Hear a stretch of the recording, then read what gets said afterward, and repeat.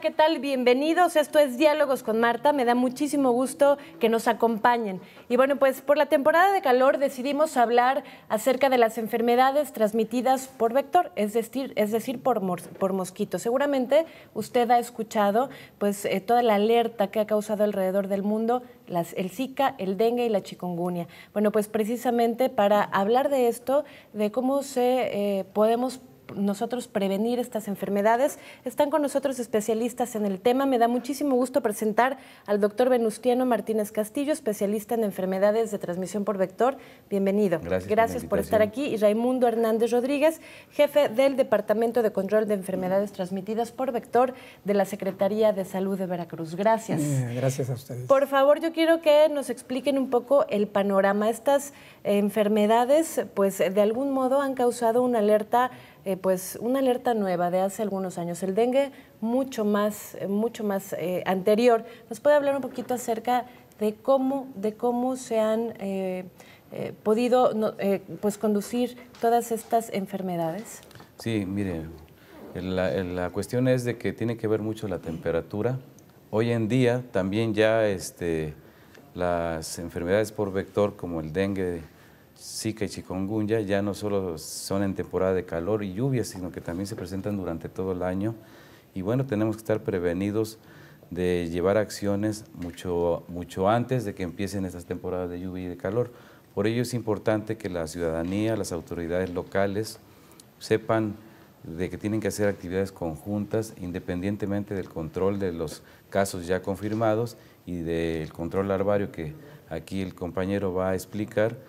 Y bueno, la idea es de que la evolución es de que los virus mutan y a veces se vuelven más resistentes al clima, a la temperatura, incluso a los insecticidas. Por ello ellos hacen estudios, los especialistas en vectores hacen estudios, la Secretaría de Salud, de cómo se comportan los mosquitos, ¿verdad? Sobre todo la Aedes aegypti, que es el que transmite el virus de estas tres enfermedades.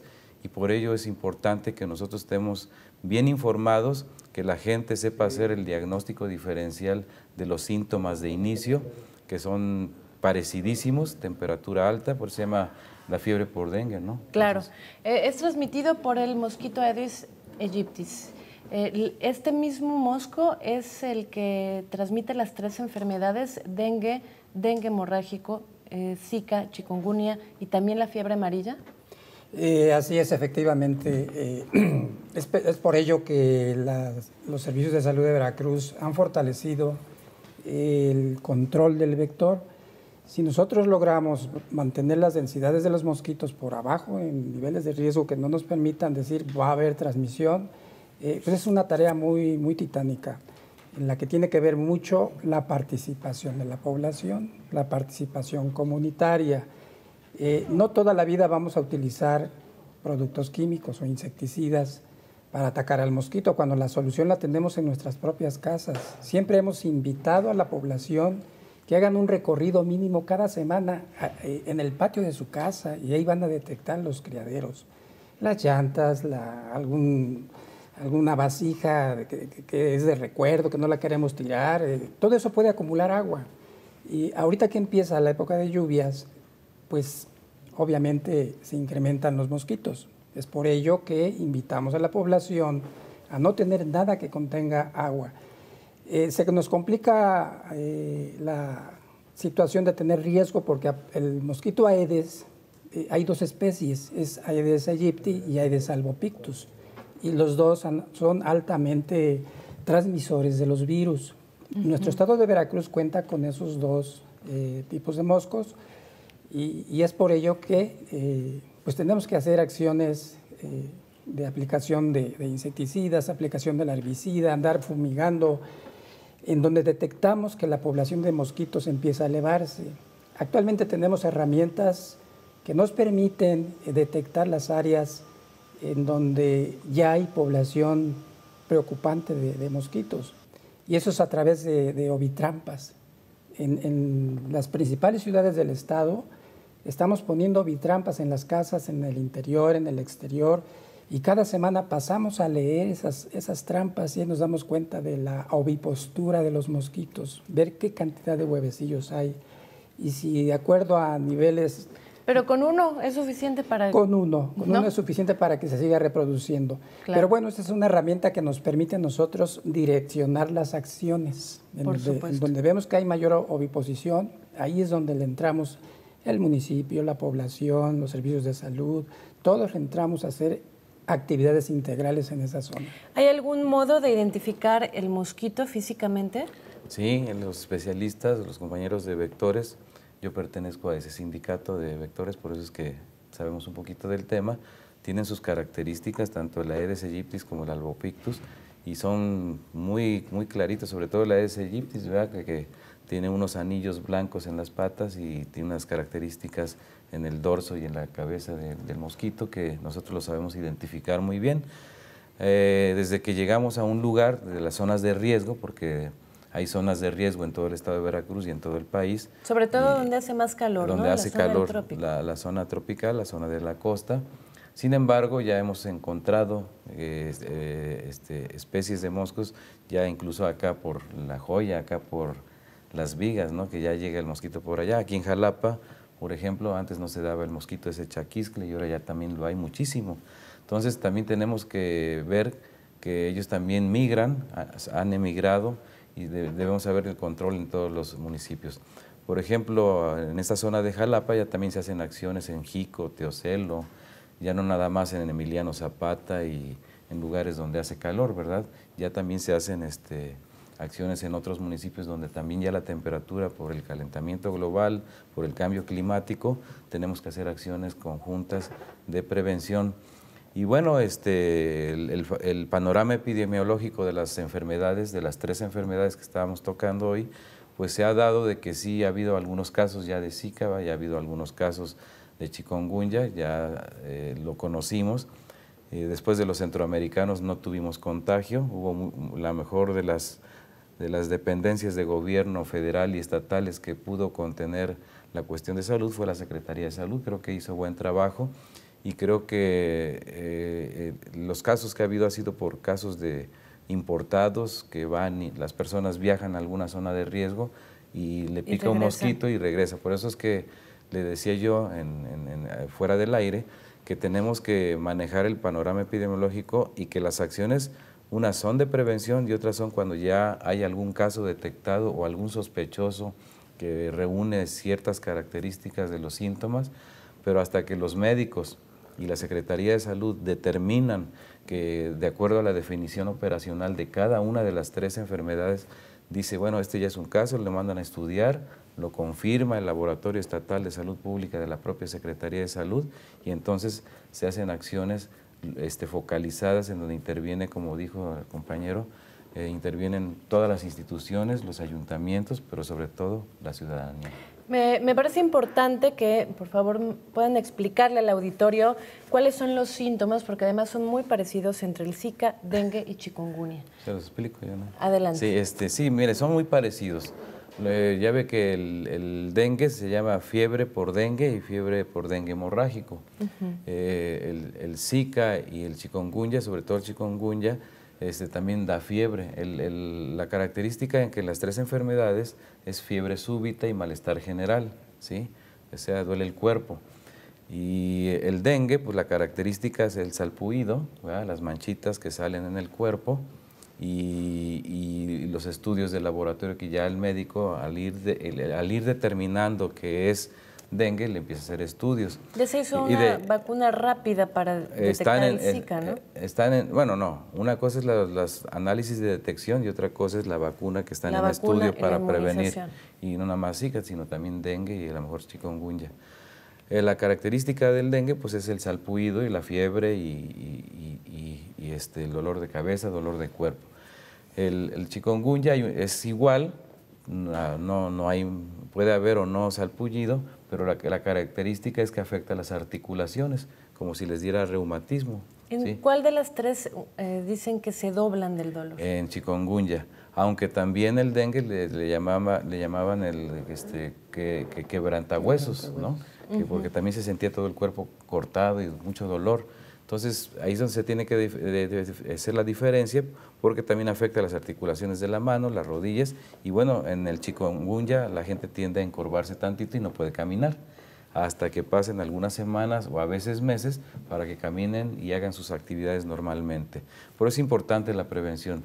Y de Zika la única diferencia es que también afecta, también duele el cuerpo, pero da conjuntivitis, da como si fuera infección en los ojos. Esa es la única diferencia de las 3 enfermedades, para que las gentes que sientan todos estos síntomas acudan a su médico inmediatamente para que se tomen las acciones, le hagan los estudios y ojalá pues sea algo parecido como la tifoidea, otra cosa. El único modo de diagnosticarse es solamente a través de un examen de sangre. Ese es el estudio confirmatorio. Los médicos están entrenados de todo el sector salud, incluso lo deberían de hacer los médicos privados, de que se saben las definiciones operacionales de cada una de las enfermedades. Cuáles son los síntomas y características del dengue, cuáles son los síntomas y características de chikungunya y de Zika. Entonces, ellos, de acuerdo a ello, de todas maneras, se mandan a hacer los estudios confirmatorios para que si sale positivo, se hacen acciones epidemiológicas como cercos epidemiológicos, control del caso y muchas acciones. ¿En cuántos días se desarrolla la infección una vez que el mosco infectado picó y se desarrolla la enfermedad? Es un promedio de 5 días el periodo de incubación, dependiendo la resistencia del paciente. Hay varios factores en relación a ello. Hay varios factores. ¿El único que lleva a la muerte es el dengue hemorrágico? Así es, si no se atiende a tiempo, sí. Si no se atiende a tiempo, sí. Son casos muy graves, muy tristes, por eso es que nosotros, las autoridades, el gobierno, las gentes que trabajamos en el sector salud, tratamos de concientizar a la ciudadanía y agradecerle a los medios de difusión que nos ayudan a darle la información a la gente de que no es que los estemos molestando, de que tienen que barrer o limpiar su patio, de que tienen que eliminar los recipientes que contengan agua de lluvia o agua de cualquiera, los tinacos deben de estar cubiertos, deben de estar tratados, que no le saquen el abate, la sustancia que los compañeros de vectores de la Secretaría de Salud van casa por casa, que les abran la puerta, van bien identificados, ellos llevan un gafete, llevan un uniforme característico, está calendarizada sus acciones en sus oficinas donde ellos trabajan, y bueno, pues yo creo que sí es importante que nos ayuden ustedes, los medios de comunicación,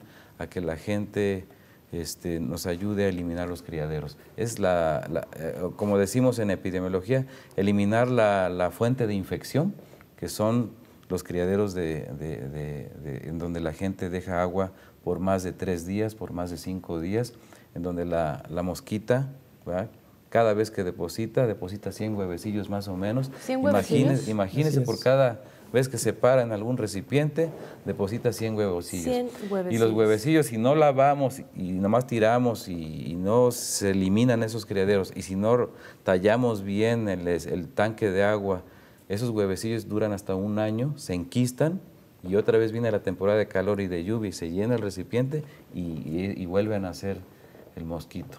Entonces, impresión. Por eso es importante lo que el compañero dice, la participación ciudadana. Nosotros quisiéramos hablar mucho de síntomas y de enfermedades, pero la verdad es mejor la prevención. Yo trabajé en la Secretaría de Salud, nos dedicamos aquí en el canal 4 Más a seguir, a TV Más, a difundir las acciones que lleva a cabo la Secretaría de Salud. Yo les quiero preguntar, también un factor, digamos que personas que están en riesgo son las mujeres embarazadas por los casos de microencefalia que se han dado. Así es. Es por ello que hoy en día las mujeres deben de llevar su control de embarazo y que los médicos estén alertas a cualquier sintomatología, y sobre todo en las zonas de riesgo las mujeres embarazadas deben de estar muy pendientes del inicio de los síntomas para que los médicos tomen las medidas pertinentes. Y bueno, pues le vuelvo a insistir, es importante que eliminemos los criaderos para que nuestras embarazadas no vayan a ser picadas por algún mosquito que haya picado a alguien de los casos que ha habido, o alguien que haya viajado a una zona de riesgo y llega a su pueblo, le pica el mosquito, le pica a la embarazada, y ese es el problema. Yo creo que aunque haya un excelente control del embarazo y un excelente control del médico y una detección a tiempo, es mejor que evitemos con la eliminación de los criaderos. Si se sospecha que, por ejemplo, el esposo de la embarazada tiene, pues, digamos, la enfermedad, yo leía que pues, se recomienda utilizar condón o no tener relaciones sexuales. ¿Se puede transmitir o es un mito? Bueno, no se puede afirmar en este momento que sea realmente tal como se escucha. Está en proceso de estudio, todavía no se puede dar a la opinión pública ese tipo de información, considerando que sí que apenas viene. Entonces hay información que cada semana va cambiando y obviamente no podemos asegurar todavía algunas metodologías como la que menciona. Pero sí, obviamente hay que prevenir y bueno, si se menciona que puede ser un medio de transmisión, pues no está por demás hacerlo, ¿no? Claro. Mientras se confirma con los estudios científicos que se están haciendo en la actualidad. ¿Veracruz está controlado? Veracruz está haciendo un frente principalmente en la zona sur del estado. Estamos dándole un blindaje especial a lo que es la ruta de migrantes, desde Acayucan, Ciudad Isla, Tres Valles, Tierra Blanca, Córdoba, hasta Orizaba, toda esa línea donde va el ferrocarril, es donde hemos tenido probables casos. Entonces, ¿cómo vamos a controlar esa zona que colinda con el estado de Oaxaca, con el estado de Chiapas, controlando los mosquitos? Como ya lo mencionó atinadamente el doctor, si no hay mosquitos, no hay riesgo. Y esa es la tarea principal del área de vectores, de control de vectores. Entonces, tenemos brigadas desde Coatzacoalcos hasta Pánuco en un programa que se tiene permanente para detectar las densidades de los mosquitos e ir controlándolos. Es la única solución.